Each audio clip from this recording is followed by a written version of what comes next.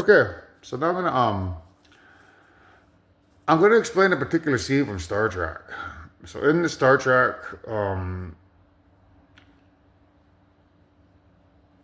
movie, there's a particular scene where that's what I based this drawing on here. So in that scene, this is the Vengeance, this is the Enterprise. The Enterprise takes off, tries to escape from the Vengeance. Um, that's this particular scene here. You can see in this scene here, it starts out like that, you can see the Vengeance in behind the Enterprise. So that scene right there is a representation of this here. And then the Vengeance gets closer and closer, and then you start to see lasers being shot at the Enterprise. That's this section here. So when you see that there, see that there? That there is a representation of this here. That right there, that spaceship there is this one here. That one there is the Enterprise there.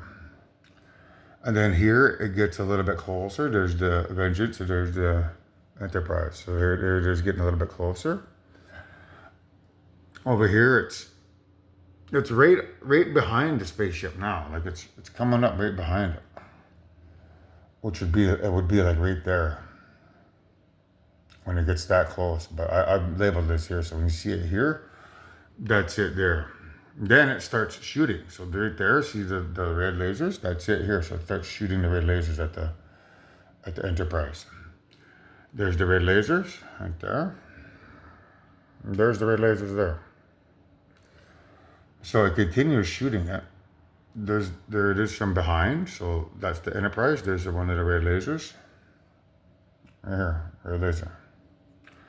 So this is the particular scene here that I've drawn this here, and I'm going to explain what that looks like, or how it applies to how primitive civilizations utilize visible electromagnetic radiation to travel. Like I said before in the previous video, this wave here, this green one is evil grandfather, and this orange one is evil grandmother. So they plunk in they tell the spaceship's computer which planet they want to fly to in the Milky Way. And there's only 1,408 planets in the Milky Way, in the entire universe. Exactly. There's only 1,408 planets. So the spaceship, or the pilot, basically just tells the spaceship which planet they want to visit. And then the evil grandmother and evil grandfather, they, as this spirit here, combined with the nuclear fusion engineer, they fly along this invisible electromagnetic radiation from planet, goes from planet to the star, then from star to star to star to star, wherever planet they want to go to, or solar system. So when you see that, that's at the representation that you don't see the invisible electromagnetic radiation, but you got a picture of that being invisible and that spaceship riding along an invisible wave of electromagnetic radiation. And then the race, when it starts out, we're starting out here. Like our spaceships don't need that invisible electromagnetic radiation, because we use the hydrogen as a way to propel ourselves through the universe at the quantum level. So, however, to give pursuit, we could come down onto this electromagnetic wave, because it looks like this. When it looks like this, you want to think of that green part being evil grandfather, this part being evil grandmother. But there's these little hydrogen, that's hydrogen fire electrons and hydrogen earth protons. That being my spirit, that grandfather spirit. So it would allow the spaceship to ride along that wave and sneak up behind the evil spaceship, or in this case, the Enterprise. So we could fly down onto that wave like this, and then ride along it like that behind those guys. Now, I'm assuming that I'm hoping to disable this wave by binding the Earth protons and fire electrons to the wave, so that they can't ride on it at all. But they may still be able to ride along it because of the electromagnetic field generated by these invisible electromagnetic radiation waves. This is electric wave, that's magnetic wave. So there's a field there that they still might be able to ride upon. The reason we can't ride upon it is because it's negative. But the moment these things bind to that, it becomes a neutral wave. Because this is evil and this is good, meaning the neutrality of it means you could ride a good spaceship along it or an evil spaceship along it because it has both negative, it's a negative wave encompassed in positive particles, making it a neutral wave, meaning I believe both spaceships can ride upon it. So that's what it looks like here, like both spaceships could ride upon that wave. So when you see the spaceship coming up behind it, you got to think of there being the spaceship being powered by the nuclear fusion reactor as being riding the electromagnetic radiation wave of evil grandmother and evil grandfather, but then that spaceship there riding the hydrogen Earth protons connected to the electric wave, evil grandmother electric wave, and then the fire electrons connected to the evil grandfather magnetic wave, which allows us to ride that wave at the same time. So when it sneaks up behind them like that, this ship being negative because it has one nuclear fusion reactor and ours being positive because it has 11 nuclear fusion reactors, it's like a magnet. You know, when you, if the reason why spaceships don't bump into one another when they're on here is because they have the same engines. All spaceships at the beginning of time were created with one nuclear fusion reactor in them. That gives them the same charge. So when you have the same charge, they repel one another. That's how they don't bump into one another, because it's like an electron. They have the same charge, so they don't bump into one another. However, our spaceship having 11 nuclear fusion reactors makes it different. It doesn't have one nuclear fusion reactor, therefore it's a positive versus a negative. So there's an attraction. So this bigger spaceship is going to instantly be attracted to the electromagnetic field generated by this single nuclear fusion reactor. Our 11 nuclear fusion reactors can ride along this wave because it has more power, meaning it could ride over those waves, and then the electromagnetic field, like trailing this spaceship, is going to basically attract us to it like a giant magnet. So that's what I want you to picture here. When this spaceship is coming up here, I want you to picture this being a magnet and this other one being a magnet, and there being a force pulling it towards that spaceship. And then when it gets close to it over here, like behind it here, I want you to think of that as being two magnets put together. And once we're stuck together like that through an invisible electromagnetic field, we can begin to shoot our lasers right here. So that's what it looks like. So we start down here, we fly down to there, we're riding along the wave, it's neutrality. We sneak up upon them here, and once you get a certain distance, like if you put a magnet over here, right, and a magnet over here, the force is not close enough to pull them together. But the minute you start pushing them closer together, probably around there, they'd stick together. So when it reaches a certain distance, they're going to stick together like that. So that's what this particular scene is about here when you watch it. It's about us having a new technology to come into this universe. So the very first thing that Carol Marcus says is she wants permission to come onto the bridge. The bridge is like a spaceship, the quarter, like where they run the spaceship. But what that actually means is this here. This is a bridge from the positive universe to the negative universe. So by turning on the giant nuclear fusion reactor, they could ride this wave of invisible electromagnetic radiation from their Pluto's Charon moon into our universe. So in short, I'll talk about this after, but basically there's a giant nuclear fusion reactor around Pluto's moon, Charon.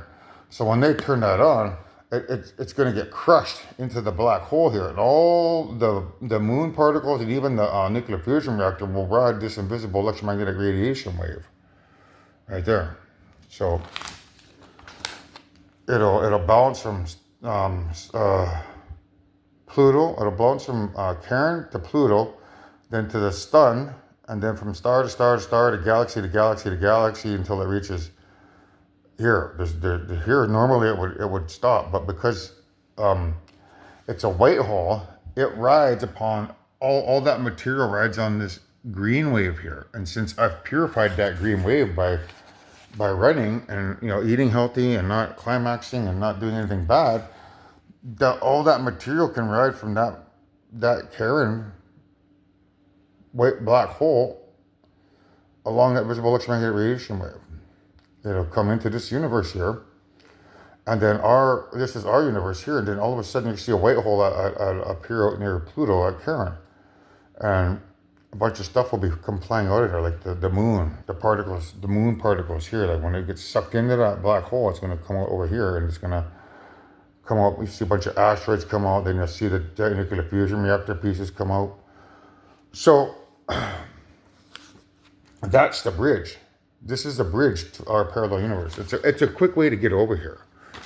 The other way is they could just theoretically fly in using the hydrogen, using this newer technology here, right? So there's two ways in. One is Einstein-Rosen bridge, which means that invisible electromagnetic radiation becomes a white hole. And this spaceship would, because of the higher magnetism, could ride that wave of magnetism right here. And then once it comes into here, it would switch over.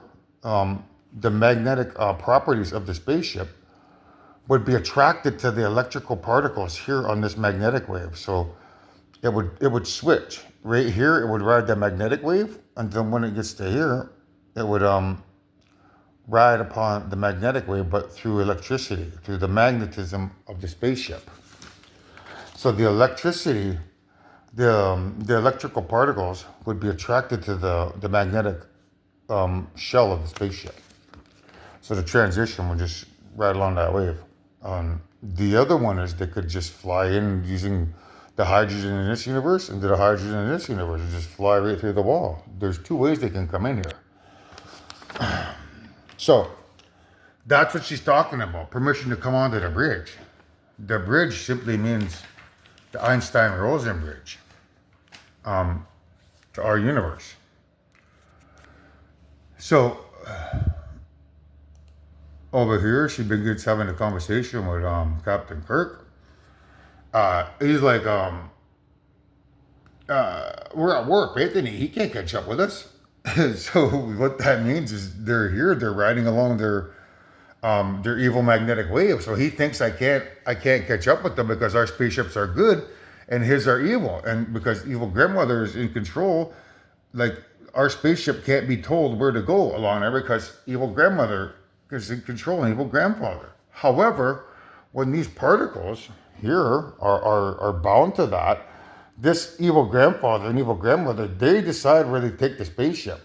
But because these particles are that's my grandfather's spirit, and it becomes a neutral wave. So this is negative, this is negative. But when you add these, it becomes neutral, meaning my grandfather particle or grandfather spirit can catch up to the spaceships now. They think they're safe because the wave being negative. And our spaceships being positive, meaning grandmother and grandfather won't tell that spaceship where to go because it's an evil wave. We're safe in our universe here. No, you're not. Because the little particles bound to that wave right here is my spirit, and it can tell that spaceship where it wants to go. So that's what it's talking about here. We're at warp. Anthony can't catch us. And then it's like, yeah, Anthony can catch us. He's been developing a ship that has advanced, warp drive technology that doesn't rely on, these little particles. It relies on hydrogen. We don't even need to ride on that wave. If we wanted, we could just follow that spaceship.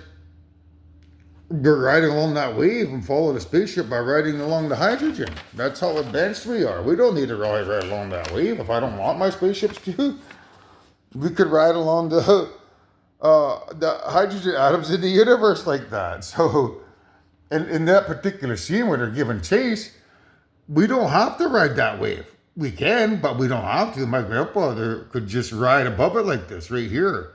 He could just ride above that and just, well, that guy tries to get away by riding the wave, but we don't need to ride the wave. We can just float above it along the hydrogen. because we're more advanced. That's what he's talking, or she's talking about. Yes, Anthony King has been developing a ship that has advanced warp capabilities, which is this here, 11 nuclear fusion reactors that allows us to connect to the hydrogen at the quantum level and matching it, because it's like shrinking the spaceship down to the atomic level. Right here, it's like shrinking your spaceship down to that size, and then the Earth proton and the fire electron would be the size of our solar system, and then that electromagnetic field being generated by the sun and the Earth is equivalent to 11 nuclear fusion reactors. So that's why the UFO is in this solar system here. You shrink it down and put a UFO inside of a hydrogen atom, and the electromagnetic field is the same. It's equal to 11 reactors at the quantum scale, and equal to 11 reactors up here in the real world. So, yeah, Anthony King catch us. He's been developing a ship with advanced warp capabilities. That's what she's talking about. And then you got Zulu here. He goes, I'm getting a reading I don't understand. This is about all mankind, even my sleeper cell children who are, pretending to be people they're not, and the AI and even the evil spirits. They don't know about this technology. I told them about it. They just don't believe me. They don't believe it exists.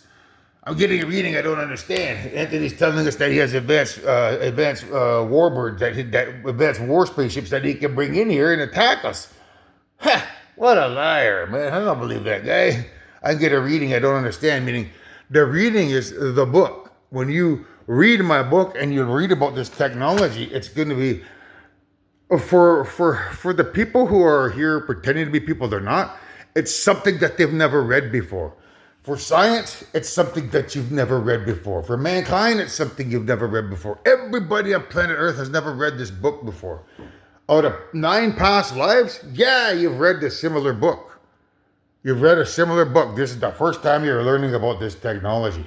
Out of 10 lives. That's what he's talking about. I'm getting a reading in Anthony's book that I just don't understand. That's why I'm making this video so you can understand. You hear it straight from my mouth. So I've already described what that looks like there, the chase process. This here is like evasive maneuvers get us to Earth. So that's the story I'm trying to tell you. They have a plan to come here and impersonate the Invisible Man and pretend to be the Invisible Man. So he wants to get over here right away, but he's waiting for my book so that he can come here and pretend to be somebody he's not. That's what that means. Evasive maneuvers get us to Earth right now so I can pretend to be the Invisible Man and make him out to be Satan. Right? And then there's a conversation here. Saying, stop! Everybody on the ship, everybody on the ship right there. So the ship, if they bring that ship here and try to pretend to be people they're not, that's exactly what's going to happen to them. My spaceships will come into this universe, come over here, and blow that spaceship out of the sky. My guys ain't going to let that happen. That's what she's talking about.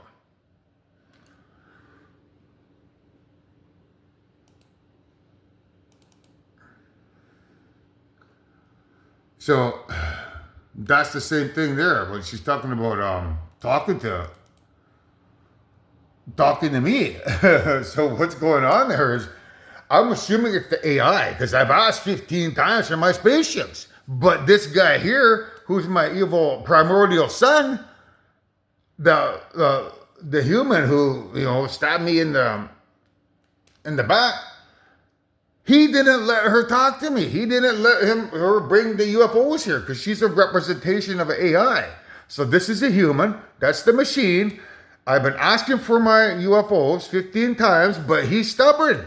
He told the AI we can win. So that's what the conversation is about. The AI tried to bring the UFOs here so that they could get their souls and we could end this war peacefully. Because I asked for my UFOs 15 times and got rejected every time. Because of this dummy thinking that he could win. And that's the AI telling them, you better let me talk to him. You better let me send those UFOs because he's got these advanced spaceships. He doesn't believe it though. And that's what this scene is about. He doesn't believe that I have a spaceship or Einstein Rosen bridge. That's a moon. That's the moon right here. So when you see that moon there, that's a spaceship on the moon. That's the moon Charon. There's Pluto. There's Charon. There's a moon there. That's a representation of the moon Charon. There's Earth. So once they get into this universe over here, it's just a matter of a hop, skip, and a jump for them to fly to Earth to protect me and shoot that ship out of the air. If they try to come around and pretend to be people they're not, that's exactly what's going to happen. But he didn't believe that. He rolled the dice. He's gambling that his UFOs that he has hidden here all over the solar system, he's got one in Bermuda Triangle, one in the Dragon's Triangle, one in the North Pole, one at the South Pole. Those UFOs are particle accelerators. And they could create a black hole if we can't find them and shut those UFOs down. He's got all kinds of them all over the solar system. Oh, by the sun. He's got one on Europa. Everywhere. Those things are everywhere. So that's what my spaceships are here for. They're here to, go look for these UFOs and they're going to go magnet fishing to pull those things out of the water. That's why he rolled the dice. He thought things were normal, like a normal life. After 9 lives, you would think that clue. Why do cats have 9 lives? Do cats have 10 lives? Why do they have 9 lives? Could it be that this is the 10th life and we're busting out of this prison? Yeah, that's why cats have 9 lives. You got rid of your mother who has the nickname Cat 9 times. That's why she has 9 lives. I'm a dragon, or I'm a tiger born 1974. I had 9 lives already because you got rid of me 9 times with your hidden UFOs and their particle accelerators that creates black holes because I can't prevent mother from firing the weapon. The weapon is not really mother, it's the fire souls inside of mother that fires the weapon. But I'm gonna prevent her from getting pregnant. And the backup fail system is to make sure the UFOs will come here. My UFOs will come here when there's the point of no return. I believe that's on October 13th. So they may arrive here on probably, I'm going to assume October 2nd, which is Duluth Declaration Day. Just so, so we could celebrate that for Saugeen. And they'll probably end up here on that day so that mother doesn't get pregnant. But no, these guys didn't believe me. They wanted to roll the dice. Look what it got them. 984 trillion people now going to become extinct when my UFOs come in here. And mankind, you're going to be the pilots to go make those civilizations extinct in our Milky Way and across 8 parallel universes. Because these guys rolled the dice and thought their dumb black hole weapon would fire again. I don't know why he couldn't see the clues. You would think, 9 lives, would be their big giant red flag. You would think everything that I've been talking to them about would be a giant red flag. Wait till you watch the movie. How much I tried to convince these guys to come home and end this peacefully. Because there's a recording that the good guys are going to bring here so that you can watch me as I'm working in this room here, trying to save the bad guys, get them to come home. But no, they want to, play pinball. There's a little 1 to 12 pinballs. Now look what you got, you guys. And a whole world of hurt because you didn't believe me.